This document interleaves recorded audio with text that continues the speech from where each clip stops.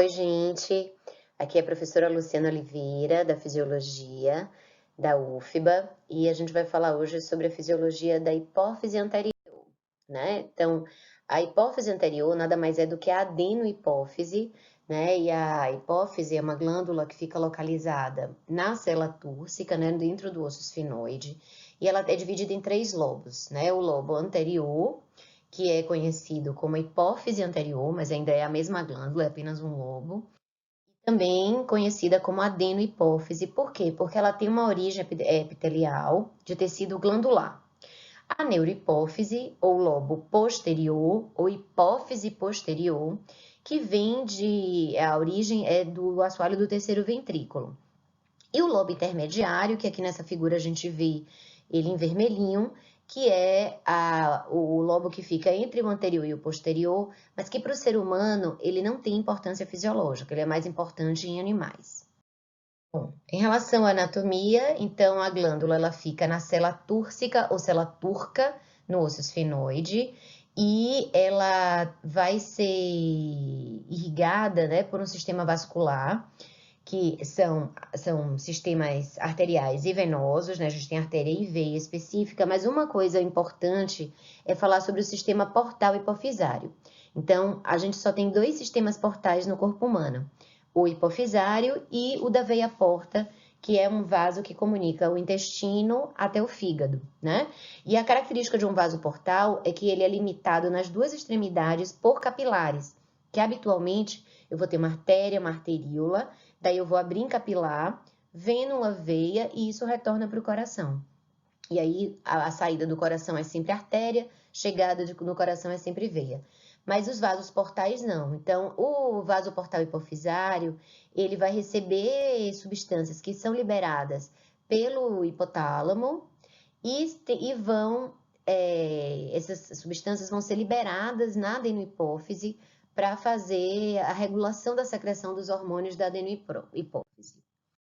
Bom, o eixo hipotálamo-hipófise é o que a gente vai estar se referindo em várias aulas, como a aula de hipófise anterior.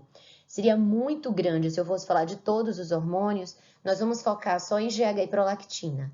Mas aqui nessa figura a gente vê que o hipotálamo ele regula diversas funções do nosso corpo, e isso vai ser através de estimulando liberação ou inibindo a produção e a liberação de hormônios da adenohipófise ou através da liberação de hormônio lá na neurohipófise. Lembrando que a neurohipófise ela é formada de terminações axonais de neurônios hipotalâmicos. Mas a gente vai voltar a falar sobre isso na aula de neurohipófise, tá? E a concentração do hormônio hipotalâmico no sistema portal, ele chega a ser 10 a 20 vezes maior, então nós não dosamos hormônios hipotalâmicos em sangue periférico, ok? Porque a concentração seria muito baixa. Se vocês forem ver referências de exames, é em nanogramas por ml ou picograma por ml. Então, a concentração é muito baixa e aí não vale a pena, os métodos bioquímicos não conseguem fazer uma aferição adequada. Bom, o sistema de feedback, o feedback quer dizer retroalimentação, e o hipotálamo ele libera substâncias que podem estimular a liberação, o R aqui é de releasing, ou elas podem inibir a liberação, né, que é a letrinha I. Eu coloquei esse X em vermelho porque depende de que glândula eu estou falando. Então, se eu estiver falando do eixo da tireoide, vai ser TRH, ok? Se eu estiver falando do eixo de gonadotrofinas, né, do eixo gonadal, vai ser GNRH. Bom, daí eu coloquei as setinhas amarelas como estímulo e as setinhas vermelhas como inibição, tá? Ou feedback positivo e negativo. Então, isso indo para a hipófise, eu vou estimular a produção de um hormônio. Aqui no caso o X está com TH depois, porque é do ACTH, que é o hormônio que vai estimular o córtex das adrenais, e o hormônio hipotalâmico seria o CRH, tá? Que é o hormônio que estimula a corticotrofina, que é o nome do ACTH. E aí você vê que esses hormônios hipofisários são estimulatórios, nós não temos hormônios hipofisários inibitórios, e eles vão agir na glândula periférica E aqui eu tenho as adrenais, né, que tem essa forma triangular que fica acima dos rins, por isso que alguns autores chamam também de suprarrenais. Eu tenho a tireoide, eu tenho o testículo e o ovário, né? Então, o testículo é essa estrutura ovoide na vertical, o ovário seria ele deitado. E eles vão produzir substâncias, vão produzir hormônios.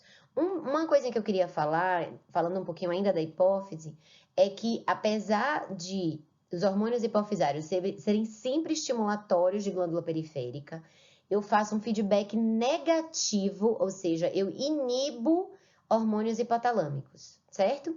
Um exemplo que eu gosto de dar para a gente entender bem a alça de feedback é que é como se fosse um sistema hierárquico. Então, o hipotálamo seria o presidente. Na hipófise, eu vou ter os ministérios. Então, eu vou ter o Ministério da Tireoide, o Ministério da Adrenal, o Ministério da Gônada e assim por diante.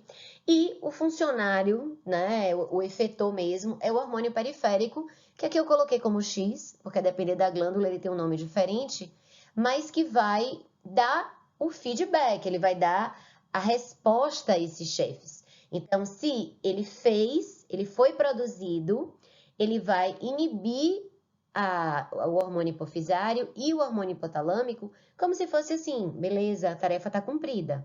Se o objetivo do seu estímulo foi secretar esse hormônio para ter ação periférica, isso está acontecendo. Existem algumas exceções, e a gente vai ver isso na aula de reprodução, que o feedback é positivo. Então, são substâncias que são produzidas na glândula periférica e que o papel delas é aumentar a produção de hormônio hipotalâmico para que o estímulo para aquele ovário ele continue acontecendo e não seja só uma alça de feedback negativo. Mas para a maior parte das glândulas que a gente vai estar vendo ao longo desse bloco, o feedback negativo é o único que existe, não vai ter feedback positivo. Bom, o hipotálamo, vocês já devem ter visto em neuroanatomia, ou se não, vão ver.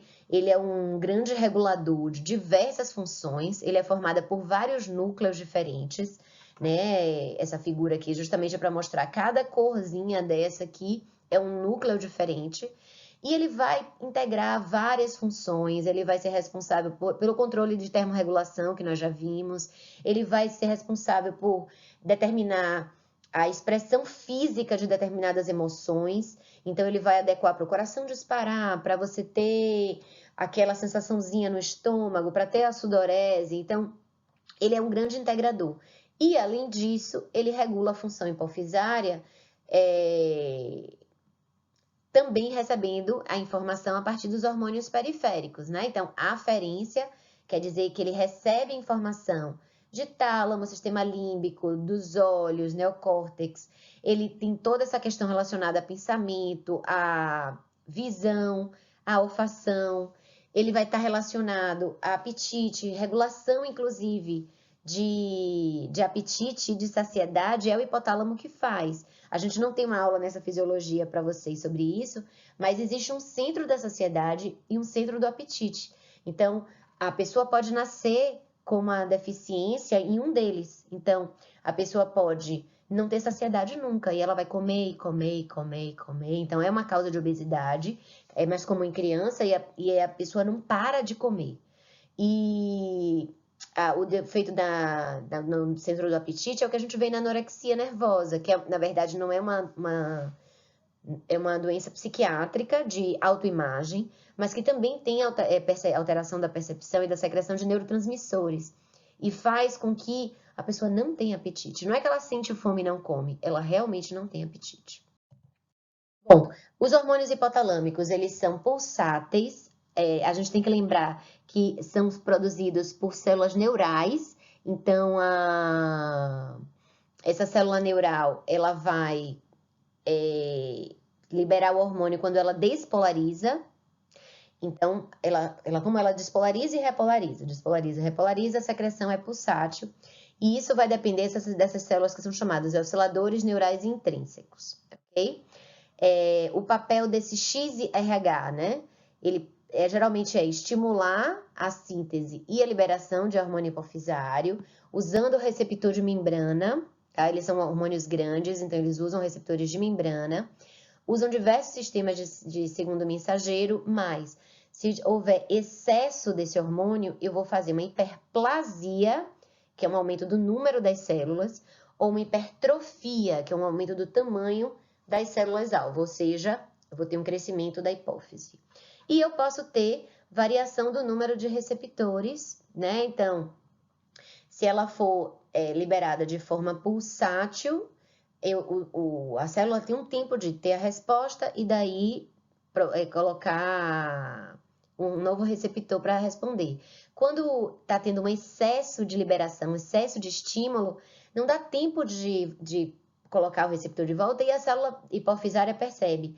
Não, eu vou ser hiperestimulada e vou ter uma hiperfunção. Aí ela deixa de expressar receptores. É um mecanismo muito interessante e que é chamado de downregulation. E é usado clinicamente para câncer de próstata, para puberdade precoce, para algumas coisas que a gente pode falar. Castração química, né, de pedofilia, estupradores. Então, a ideia é usar esse mecanismo fisiológico. E o upregulation, que é a regulação para cima, eu vou ter uma liberação, eu vou colocar mais receptor se tiver pouco XRH. Então, vamos dizer, tá tendo pouco estímulo, aí a célula vai botar um monte de receptor para que qualquer molécula que passe, ela poder ser estimulada. Só que, por outro lado, se de repente vier uma quantidade grande de hormônio, existe uma hiperresposta. Então, esse é um conhecimento que a gente usa quando a gente estiver tratando pessoas. A gente vai falar sobre isso em outro momento. Bom, a adenipófise, você já viu na histologia, que tem 5 tipos celulares diferentes, né, do ponto de vista endócrino, para a produção dos hormônios. Corticotrófos vão produzir o ACTH, corresponde a 20% da população. Tireotrófos, TSH, gonadotrófos, LH e FSH, mas lembrando que eu tenho um gonadotrófo que produz só LH e outro gonadotrófo que produz FSH, tá? Não é a mesma célula que produz os dois. Os somatotrófos são do GH e mamotrófos da prolactina. Você vê que esses hormônios, eles têm um percentual variável na hipófise. Por quê? Porque depende do momento fisiológico. Então, vamos dizer, uma mulher está gestante, e aí, na gestação, ela vai aumentar a produção de somatotrófos, de mamotrófos, ela vai aumentar, mas ela vai diminuir gonadotrófos, porque o ovário fica quiescente, né? O ovário fica desligado e não é estimulado. A depender do momento da estação do ano, onde você vive, né? Você pode mudar o percentual de tireotrófos, porque se eu estiver no inverno, eu preciso de mais estímulo para a tireoide para aumentar a produção de calor. E se eu estiver no verão, eu vou precisar diminuir isso.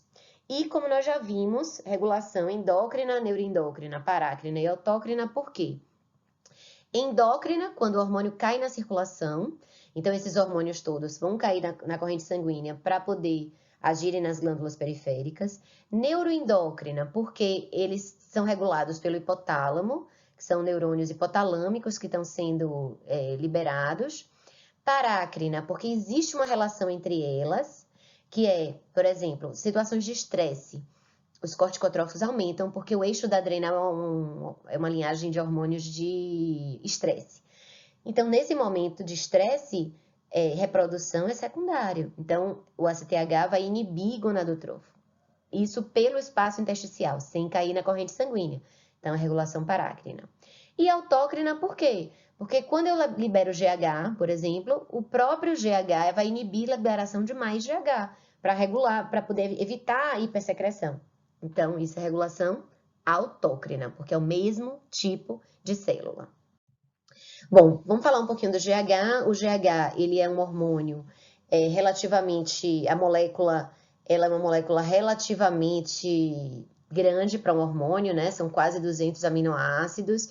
Essa é a estrutura da molécula, dos aminoácidos, mas muita gente só entende o GH como hormônio de crescimento, né? Então, só para crescimento, e a gente vai ver que ele faz muito mais do que isso. Ele regula a glicemia, regula a pressão, regula perfil lipídico, distribuição de massa gorda e massa magra.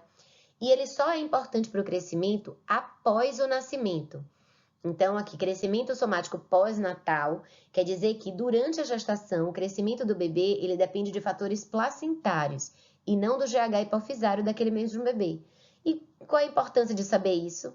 Porque eu sei que quando nasce uma criança com baixo peso ou baixo comprimento ao nascimento, problemas hipofisários.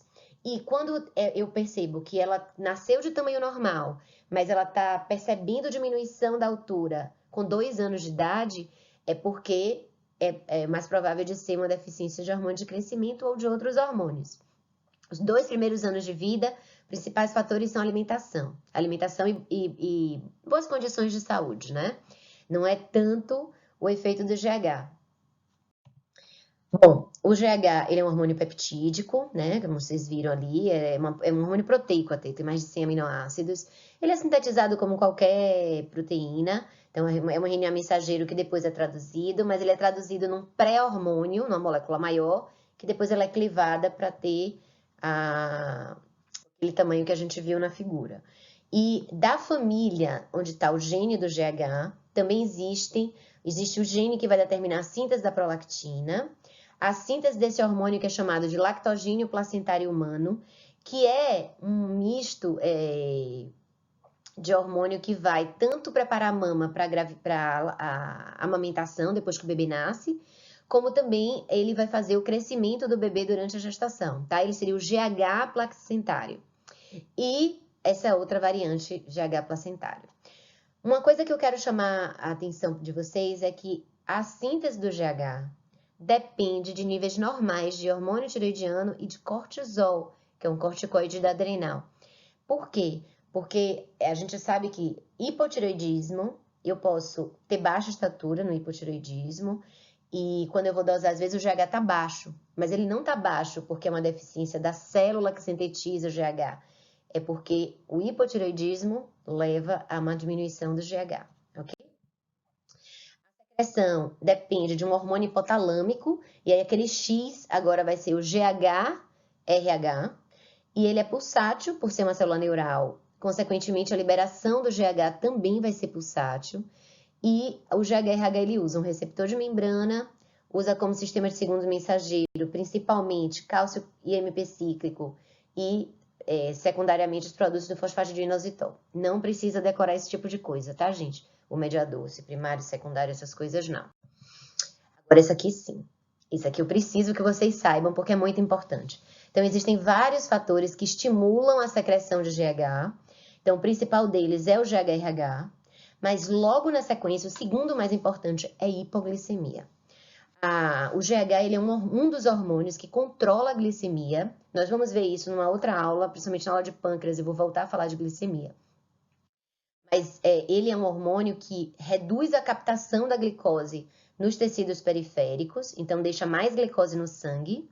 E ele também ativa a gliconeogênese, que vocês viram na bioquímica, e vai levar à síntese de mais glicose. Além disso, ele é um hormônio lipolítico, ele quebra a gordura, ele quebra triglicérides. Então, quando eu aumento os ácidos graxos livres, eu sei que eu tenho, teoricamente, triglicérides quebrados e inibe GH.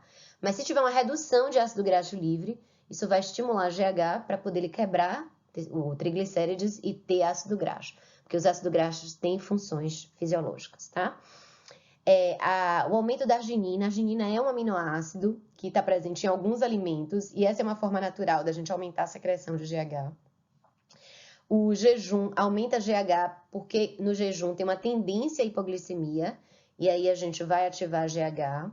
Durante o sono, a fase profunda do sono, a gente vai aumentar a secreção de GH, então aquela coisa da cultura popular de que a criança precisa dormir para crescer, é verdade. Exercício aumenta a produção de GH, atividade física. Os hormônios sexuais aumentam muito e é por isso que a gente tem o estirão da puberdade.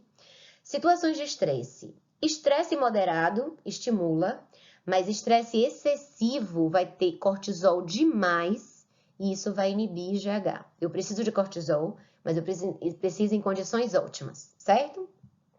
Depois eu tenho alguns neurotransmissores que vão interferir, então algumas drogas que agem no sistema nervoso central podem interferir com a secreção de GH, e eu vou falar rapidinho da grelina, que a palavra em inglês vem de ser GH-relina, de release, de liberação.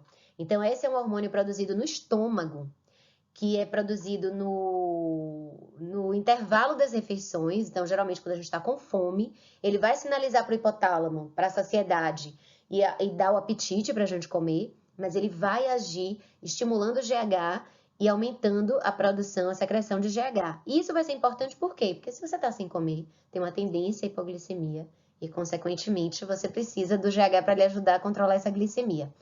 E o nome vem de grelina, né, de GH-relina, porque eles só conheceram o hormônio estudando o GH. Eles viram que a grelina é um secretagogo, tá? Secretagogos são substâncias que estimulam a secreção.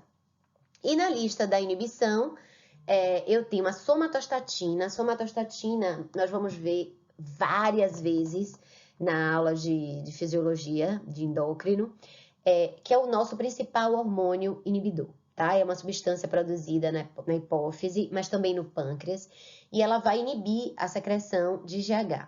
Aqui eu estou dizendo que é um bloqueio não competitivo. O que é isso? Competitivo é quando a substância liga no receptor e não deixa o hormônio ligar. A somatostatina não, ela liga no próprio receptor dela mesma, só que ela interfere no sistema de segundo mensageiro intracelular, impedindo que na hora que o GH ligar no receptor dele, tenha ação.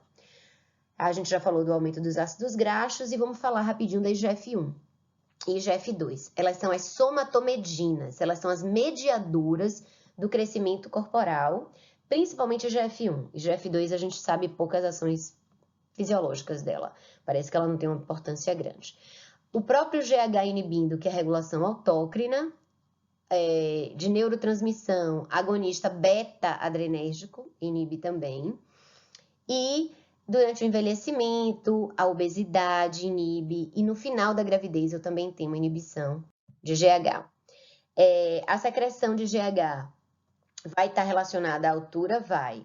Só que ela é apenas um dos fatores que determina a altura. Então, a altura vai depender de GH, de diversos outros hormônios, tipo cortisol, TSH, quer dizer, os hormônios tiroidianos, né? T3 e T4. Vai depender de alimentação, de vitamina D, que também é um hormônio, que vai participar da mineralização desse osso. Vai depender de estímulo ósseo, de impacto, da ação da gravidade para fazer esse osso ficar mais forte. Então, são várias coisas. E por que eu estou falando isso? Porque muitas pessoas querem ser mais altas, então pensam, mas se eu usar esse hormônio, será que eu não vou ficar mais alta? Porque tem os gigantes, né, que é decorrente de tumores produtores de GH. Então, o GH, ele realmente faz uma pessoa com alta estatura, mas se for em excesso. E aí tem tantos efeitos colaterais, tantos danos, que não vale a pena. Eles tentaram fazer para crianças normais que não tinham deficiência do GH e viram que a altura final fica a mesma, tá? Eu só acelero o crescimento. Então, que uma pessoa ia levar 5 anos para crescer, ela cresce em 2 anos. Mas isso não muda a altura final. Bom, peculiaridades do GH é que ele usa 2 receptores. Ele usa um receptor que é domínio único transmembrana, mas cada molécula de GH usa 2 receptores, e aí só então ele vai ativar o sistema de segundo mensageiro, que é ligado à tirosina sinase, tá?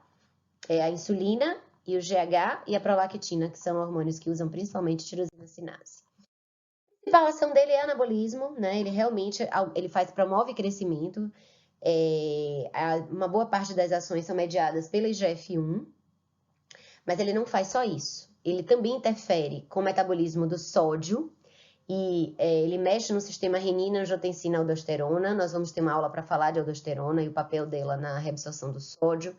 Ele inibe o peptídeo natriurético atrial, que é um hormônio produzido no coração, que faz a secreção de sódio, né? Liberação de sódio na urina.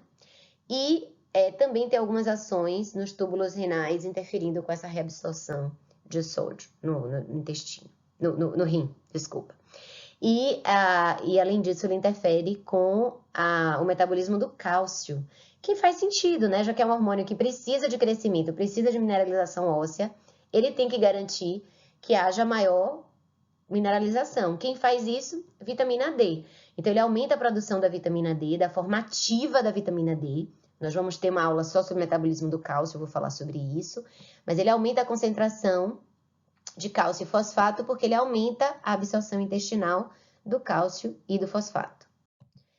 Então, aqui é para resumir as ações biológicas do GH. No tecido adiposo, ele é lipolítico e ele diminui a captação de glicose.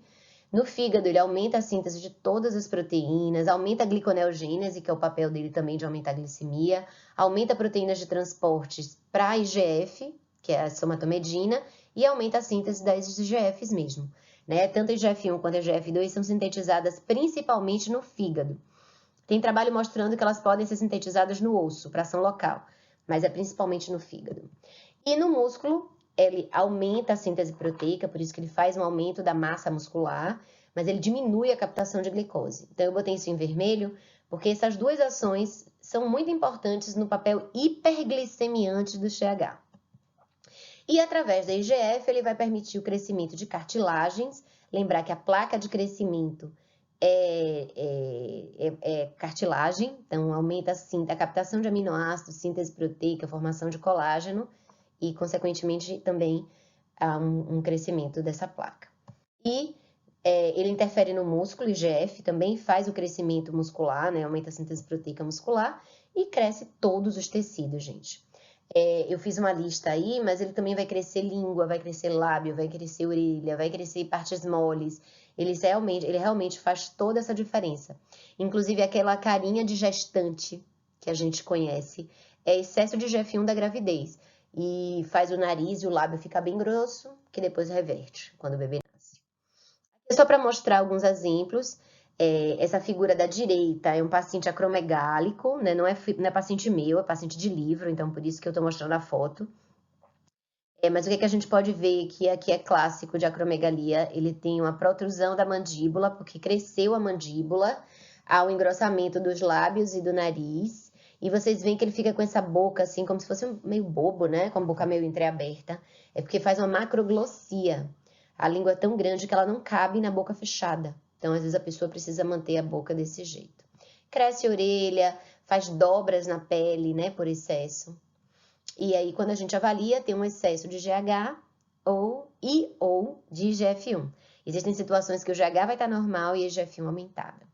E a deficiência de GH vai ter baixa estatura, né, vai ter hipoglicemia em jejum por causa do efeito hiperglicemiante do GH, vai ter obesidade porque ele é lipolítico, e aí eu vou ter mais acúmulo de tecido adiposo.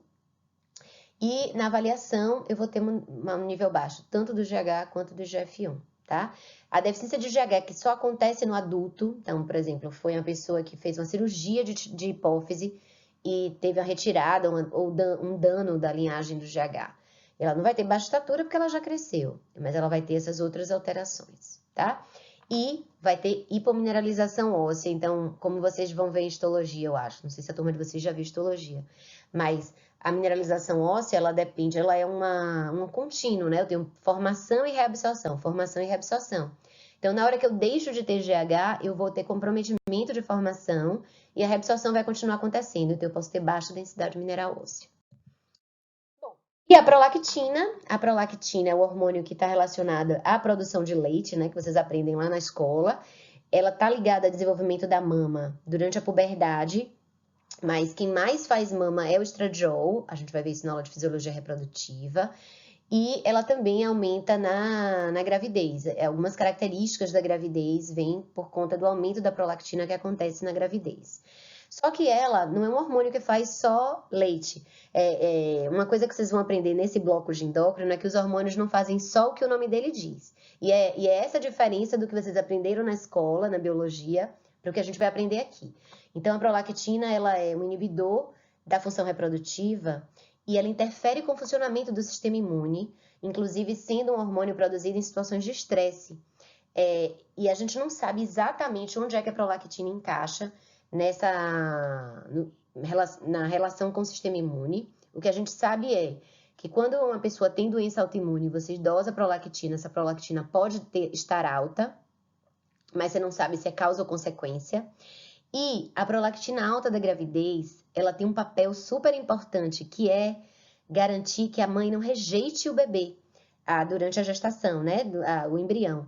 Porque se você pensar que o embrião ele é 50% proteína estranha, porque ele é 50% do pai, para que o sistema imunológico da mãe não ataque aquele bebê, a prolactina inibe o sistema imune e permite essa tolerância desse corpo fetal, né, dentro do corpo materno. Como eu já falei, é um hormônio que o gene é da mesma família do GH, é um hormônio peptídico que vem na forma de pré-hormônio e depois ele vai ser ativado. Existe variação durante o dia, então padrão circadiano é quando eu tenho variações dos hormônios durante o dia, e quase todos os nossos hormônios têm. Como eu mostrei para vocês, o GH ele é mais secretado à noite, durante o sono, na fase mais profunda. A gente não tem GH, às vezes, em quantidades satisfatórias durante o dia, que pode fazer as pessoas pensarem, ah, não, isso é deficiência de GH, né? Mas não é. No caso da prolactina também é mais produzida à noite, tá? E ela vai interferir com a função de eixos, de outros eixos. E uma característica da prolactina é que quando a gente fala do XRH, não existe um PRL-RH. O hormônio de estímulo principal é o TRH, tá? Não tem PRL-RH. E o principal fator inibitório é a dopamina. A dopamina, o neurotransmissor mesmo, dopamina. Tanto que nós usamos agonistas dopaminérgicos até para tratar hiperprolactinemia de causa tumoral. Um prolactinoma, né, um tumor hipofisário produtor de prolactina, murcha só com agonista dopaminérgico, tá? A somatostatina, de novo, como um fator inibitório da prolactina. E a própria prolactina na regulação autócrina e o GABA como neurotransmissor inibitório, que também inibe prolactina. Esse peptídeo associado a GNRH você vai ver em poucos livros, eu não sei nem dizer qual é esse peptídeo, ele realmente não tem um papel fisiológico importante. E na lista dos estímulos eu já falei da gravidez, já falei durante o sono e em situações de estresse, mas eu não posso deixar de falar de manipulação mamilar. Então, a cada vez que uma pessoa manipula o mamilo ou o bebê suga ou sexualmente a sucção do mamilo, isso aumenta a produção de prolactina. Por que eu estou falando isso? Porque a pessoa pode ter um aumento da produção de prolactina com galactorreia. O termo galactorreia quer dizer secreção de leite numa pessoa que não está amamentando, só por manipulação. E os estrógenos, que são os hormônios feminilizantes, também estimulam. E aqui eu não posso deixar de falar das mulheres trans, né? Mulheres trans são pessoas biologicamente XY, mas que usam hormônios feminilizantes porque se identificam como mulheres. E se usar o estrógeno em excesso, aumenta muito a prolactina e faz galactorreia. O antagonista dopaminérgico, ele vai fazer um bloqueio de uma substância inibitória. Então, ele estimula. E várias substâncias, gente. Eu não vou nem entrar nos detalhes de cada uma delas. Eu só quero que vocês guardem que, se vocês virem uma pessoa com hiperprolactinemia, vale a pena checar todas as medicações que essa pessoa usa, e principalmente medicações que agem no sistema nervoso central, mas algumas outras também, inclusive antipertensivos e tal, porque isso pode ser o fator que está aumentando a prolactina, ok? A prolactina, ela se liga num receptor que também em 2 receptores, né, da mesma forma que o GH, uma molécula ligando em 2, e ela vai ativar também um sistema da tirosina sinase, que vai fazer a tradução, a transcrição para RNA mensageiro e depois a tradução em proteínas. Quando a gente diz que a prolactina está envolvida na produção do leite, eu preciso de uma resposta mais completa que essa, tá? Porque aqui a gente já está na fisiologia, não é mais biologia de escola. Então, ela interfere com a produção da caseína, que é o componente proteico do leite, e ela determina a síntese de enzimas que vão estar relacionadas à síntese lipídica e à síntese da lactose, que é o carboidrato do leite. Então, ela realmente interfere com a produção dos 3 componentes nutricionais mais importantes do leite. O carboidrato, que é a lactose, a gordura, né, que são esses lípides, e a caseína, que é a porção proteica.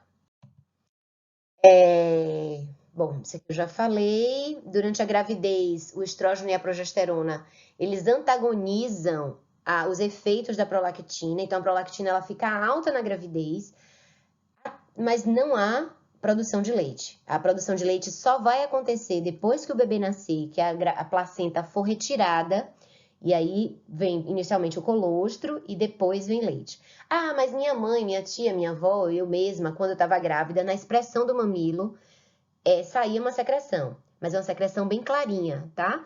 Que é a mama se preparando para a produção de leite, mas ainda não é leite. Se você for fazer um estudo bioquímico, ainda não é leite por definição, ok?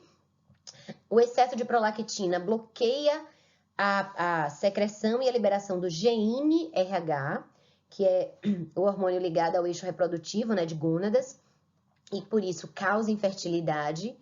E ele vai, mesmo que não cause infertilidade, pode ter inibição do libido.